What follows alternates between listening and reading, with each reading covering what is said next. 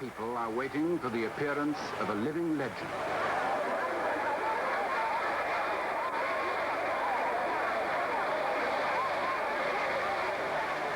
Ministers of government, ambassadors and their wives, princes of the church, by now they've probably lost count of the number of times they've waited here at Addis Ababa Airport for the same extraordinary man.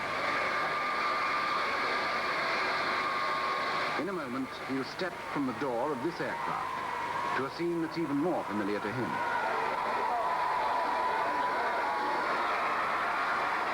And here he comes, the legend in person. One of the world's best-known figures and faces, and one that most of us know least about. Father figure of modern Africa and relic of a vanishing world, feudal despot and reforming monarch, one of the last claimants to the divine right of kings, the legendary descendant of King Solomon and the Queen of Sheba.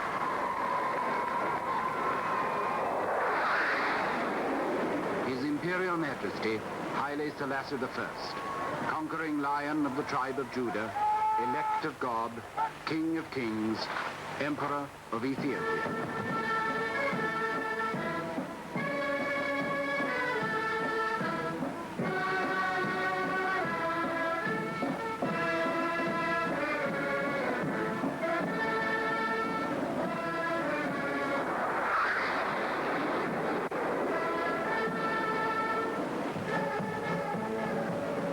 Not long ago, Haile Selassie celebrated his 40th anniversary as emperor, and his own people of Ethiopia came to do him honor.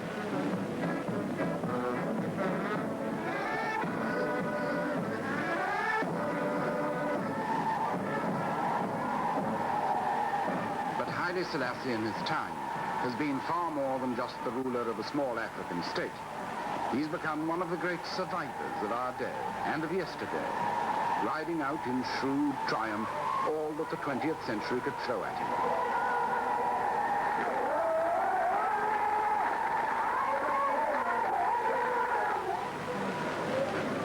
Today, Haile Selassie is courted by all the world. At his anniversary reception, the representatives of 100 nations came to salute the authority of this tiny old man.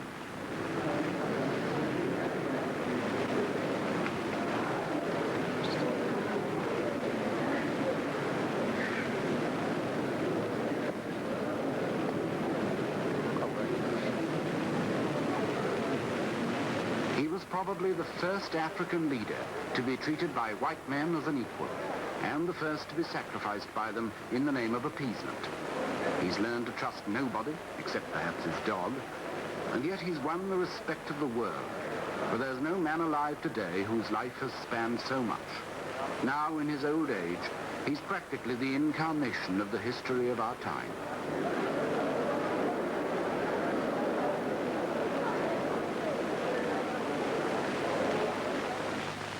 Time began for Haile Selassie in this remote corner of the Horn of Africa in 1892. In London, Queen Victoria had celebrated her Golden Jubilee. In Africa, the colonial powers were carving up the continent. But the world Haile Selassie was to grow up to had not been dreamed of. He was born in a thatched hut and christened Tafari Makonnen. And though he was of Ethiopia's royal blood, his childhood on these hillsides was as carefree as childhood should be.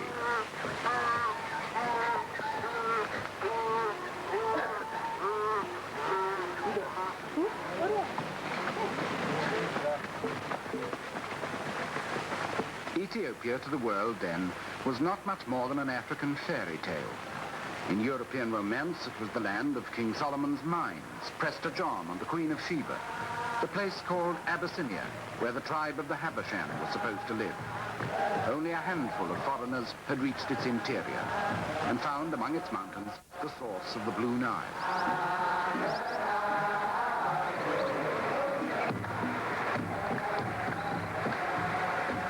The rest was as dark as anything in darkest Africa, hidden by giant mountains from the deadly curiosity of the world. But Europe's romance was Ethiopia's living history. There was a rich empire here when most of Europe was in darkness 2,000 years ago. Its ruins still stand at Axum, its first capital. And the title of its first rulers, King of Kings, is that of Haile Selassie today.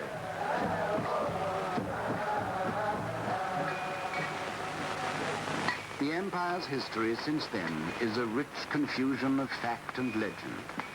There are still 50,000 people like these in Ethiopia who call themselves Jews of the House of Israel and claim descent from the first Jews out of Arabia 3,000 years ago. They observe the Jewish Sabbath and mark their pottery with the Star of David. Like Haile Selassie's imperial crest, the star crowns the Lion of Judah, the central Ethiopian symbol, begotten from Sheba, who bore a son to King Solomon and called him Menelik, the first Ethiopian emperor.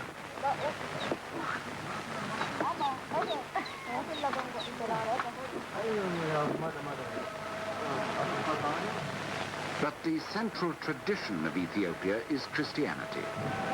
Long before most of Europe was converted, the empire was a pillar of Christendom, whose emperor earned another title that Haile Selassie carries today, the elect of God.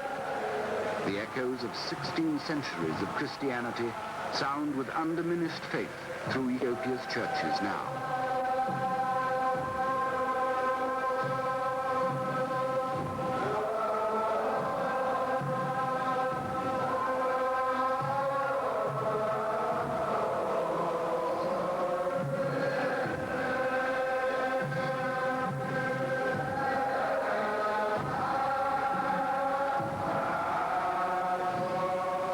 Church in Ethiopia was a sort of barbaric Byzantium, and a crusading church as well, bestowing the light of Christ upon the heathen tribes.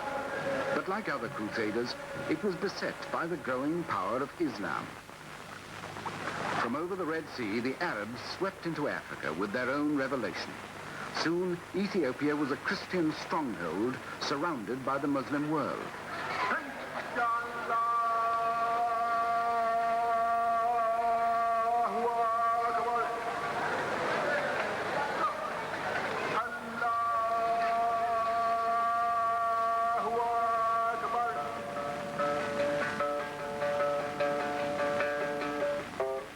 Hidden in the mountains from the Muslim invasion, the emperors and priests of Ethiopia kept the Christian faith alive.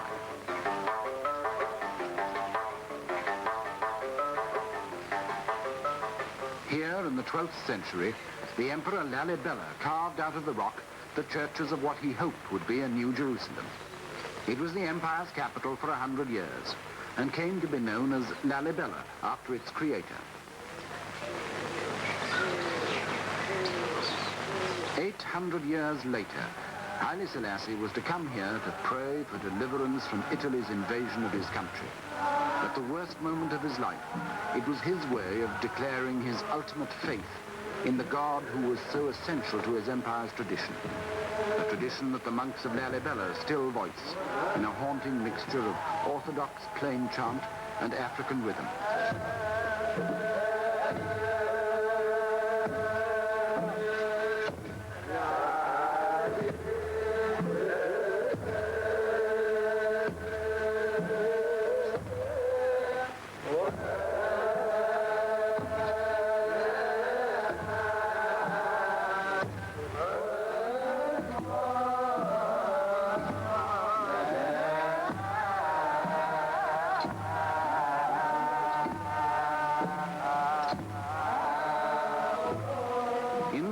Struggle with Islam, church and state became inseparable, and the Christian powers of Europe sent emissaries to the emperors to help them against the Muslims. One of them may have been Prester John, some Western Father Jean perhaps, exiled and forgotten here for a lifetime. But in spite of Western help, many of the empire's provinces were overrun. The emperors themselves became nomads, wandering the highlands from camp to camp, until here at Gondar in the 17th century, they came to rest again in renewed splendor.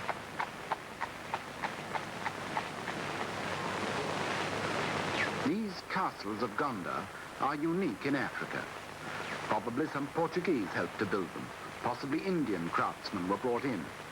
But they're a sign of Ethiopia's special distinction in Africa as a place where the non-African world made some early mark on the continent.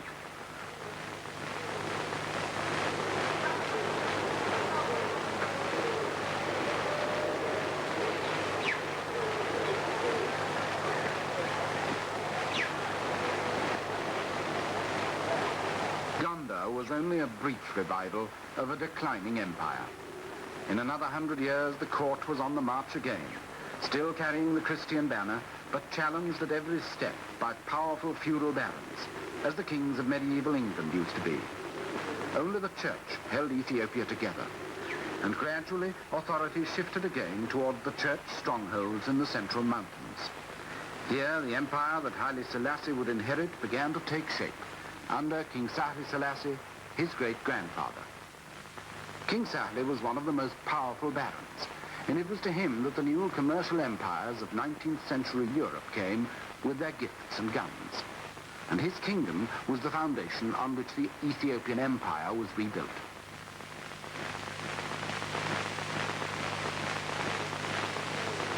Its revival was heralded by a Christian crusade, led by a man who was half monk, half warrior, and who defeated all other contenders for the throne, the Emperor Theodore. But in 1862, Theodore fell foul of Queen Victoria. By a misunderstanding, she failed to answer one of his letters, and in a huff, Theodore imprisoned a British consul and some European missionaries in his mountain fortress at Magdala. When 5 years of diplomacy failed to secure their release, the British at last sent a military expedition to recover them.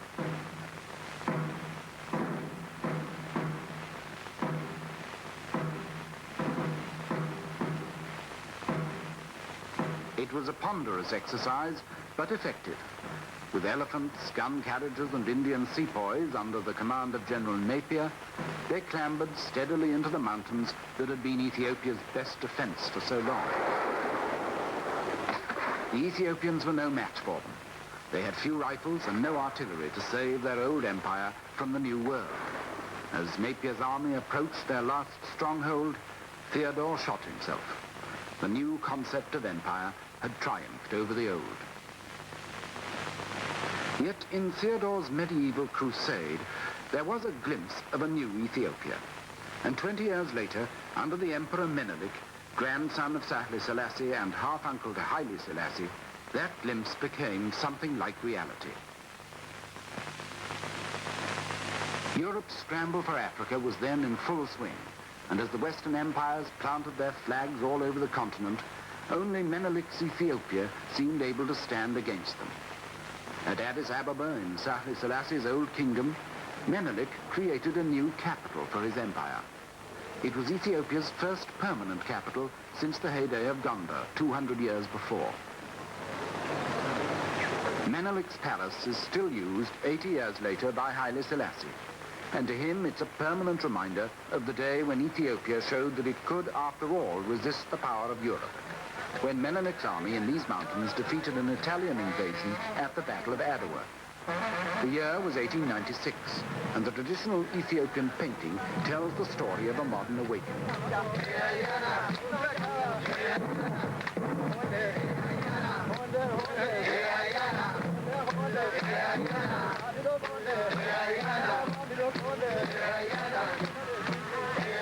It was the first time a European army had been defeated by Africans since Hannibal beat the Romans 2,000 years ago.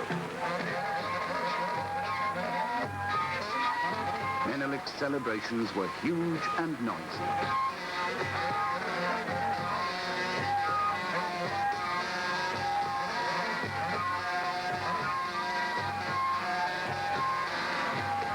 For days on end, the drink ran like water, and the tables were red with the blood of raw meat. In the rejoicing, the Ethiopians hardly noticed that they had still to pay a price for their independence. From now on, they would be enmeshed in the quarrels of the European powers. While the new ambassadors and their lady wives looked with astonishment at Menelik's medieval feasts, they were secretly seeking for allies here in the power struggle that was raging in Europe. Into this strange twilight world between yesterday and today, Haile Selassie was born. Now, after 80 years, he looks back on a lifetime that has spanned the gap between the 2,000 years of African tradition he inherited and our own jet-propelled international revolution that threatens to overwhelm him. One of his earliest memories is of the way our world first encroached on his, with the arrival in Ethiopia of the first British diplomatic mission to the court of his half-uncle Menelik.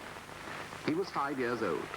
The year was 1897, just a year after the great victory of Adwa, and the British mission on its way to Addis Ababa stayed with the young Haile Selassie's father in the town of Harar. Harar then was a newly conquered province of Menelik's empire, taken from Muslim hands. Haile Selassie's father, Ras McConnell, was Menelik's governor for Harar and a favorite to succeed to the throne. In Muslim hands, Harar had been a secret city, closed to non-Muslims for centuries. 40 years earlier, the British explorer Richard Burton had only been able to get here disguised as an Arab. He didn't think much of what he saw. The streets were stony and narrow, the faces were stern and secretive. He thought they justified the local proverb, hard as the heart of Harar.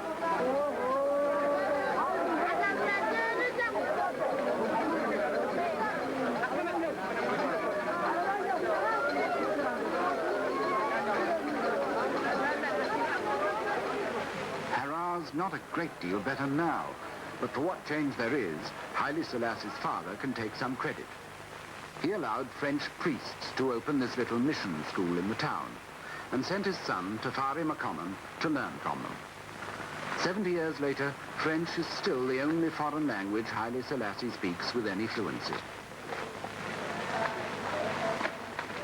Today, the school is little changed, but in coming here as a boy, Haile Selassie recalls that he had an advantage given to very few others in the empire at that time, and he's been obsessed with the value of education ever since.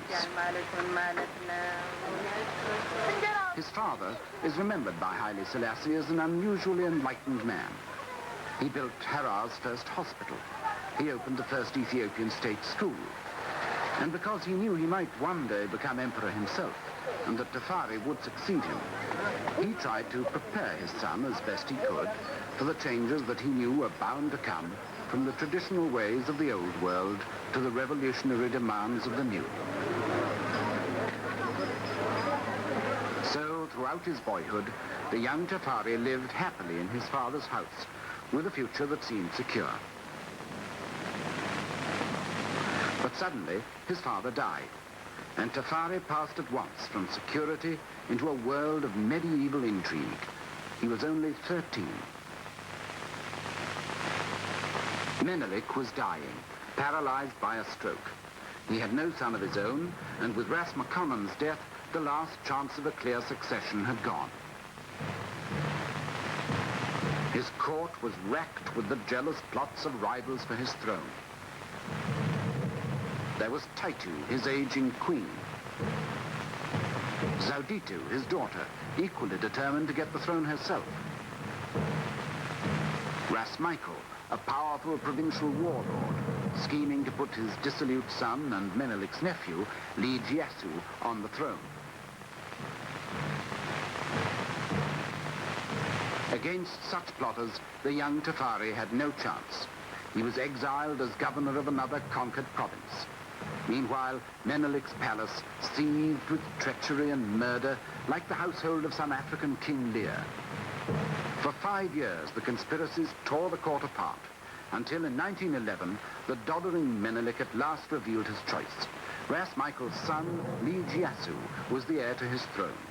The queen and his daughter were thrust aside, and Tafari McConnell joined Ethiopia's other barons in swearing an oath of loyalty to his rival.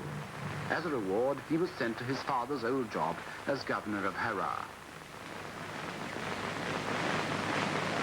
In Harar, Tafari was safely out of the way, a week's journey from the capital. He was just 19, but he was experienced far beyond his years. Already he knew not only how to run a province, but how to play a waiting game, and he knew there was still a crown to play for. He needed all his caution, because when Menelik died at last, and Lijiasu was crowned, The new emperor was already half mad with syphilis, turning from youthful dissipation to exotic vice and murder. He tried to murder Tafari on this lake near Harar, where Tafari often went boating with friends. This time, Li Jiasu bribed a servant to hold the boat so that it sank in the middle of the lake. The friend was drowned. Tafari survived by swimming ashore. The foreign embassies dabbled in these plots as well. The new diplomats who'd surrounded Menelik now imposed on these medieval intrigues the shape of approaching war in Europe. Germany and Turkey stood with Li Jiasu. Britain, France, and Italy swung to Tafari's side. It was 1914, and as the guns opened up on Europe's western front 4,000 miles away, the contest in Ethiopia took an older shape. Christianity once again prepared for a clash with Islam.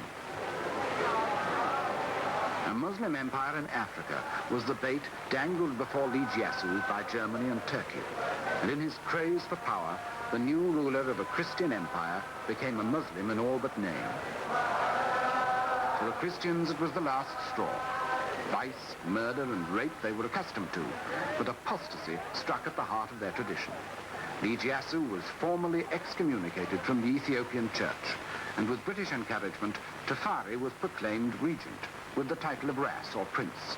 He was 24 years old.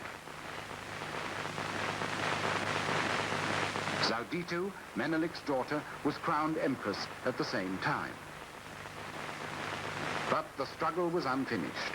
Li Jiasu was still free, and on this great plain north of Addis Ababa, his father, Ras Michael, gathered an army to restore him to the throne.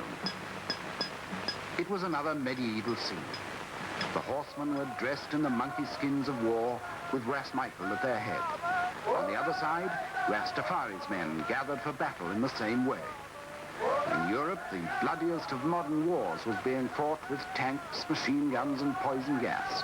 But here, ahead. On the other side, Ras Tafari's men gathered for battle in the same way. In Europe, the bloodiest of modern wars was being fought with tanks, machine guns, and poison gas. But here, the centuries rolled back as if to King Henry at Agincourt, or Richard losing his crown at Bosworth Field.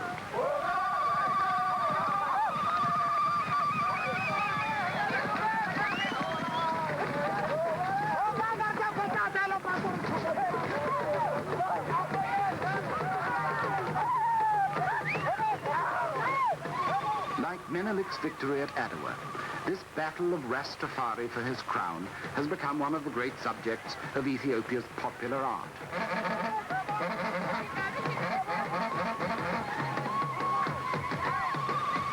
The battle lasted a full day, surging one way and then another. But in the end, the man who rode back to Addis Ababa in triumph was Ras Tafari. It was a victory that he still recalls as the turning point of his life. But almost immediately, he was embroiled in the outcome of the other war in Europe. At the Versailles Peace Conference, in their victory, the Allies again redrew the map of Africa. But once more, Ethiopia escaped. Playing off the great powers against each other, Ras Tafari kept his independence. Joining the new League of Nations, he put his faith in the latest post-war watchword, collective security. In such great company, one little country would surely be safe, and none would let another gobble it up. Instead, he hoped that all might compete in helping him to modernize his country and make it worthy of its place in the League. To extend his foreign contacts, he toured the European capitals. In London, the Times described his arrival as an historical event. In Stockholm, he met King Gustav, and the Swedes promised him doctors. In Brussels, he found financiers ready to invest in his country. The French were already in Ethiopia. They had completed a railway from the coast to Addis Ababa in 1918. It was Ethiopia's first physical link with the modern world, and it helped to establish Addis as a permanent center of Ethiopian government, as no capital had ever been before. But Tafari still needed all the foreign help he could get. Most of Ethiopia was still sunk in the Middle Ages, and Addis Ababa was still only a ramshackle place of tin roofs and open drains.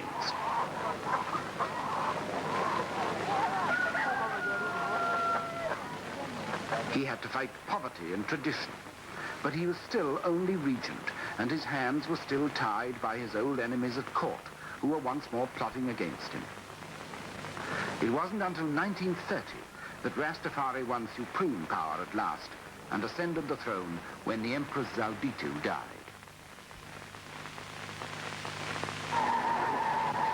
Crowned emperor at last at the age of 38, Tafari took the royal name of Haile Selassie, meaning the Mighty Trinity.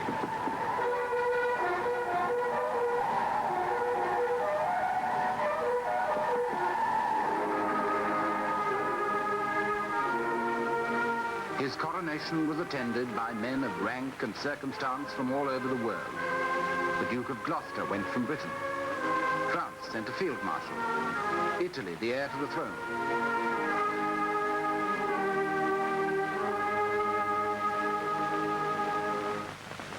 Governors of Africa's colonial territories came to salute the independent African king. His own people poured into Addis Ababa in thousands to pay homage to the new emperor.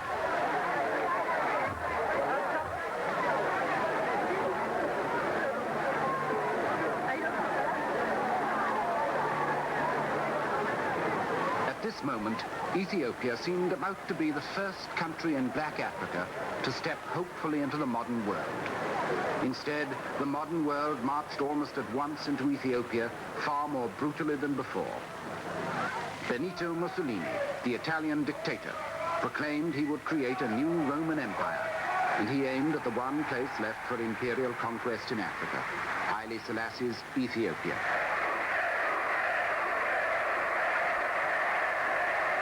Mussolini's excuse was Ethiopia's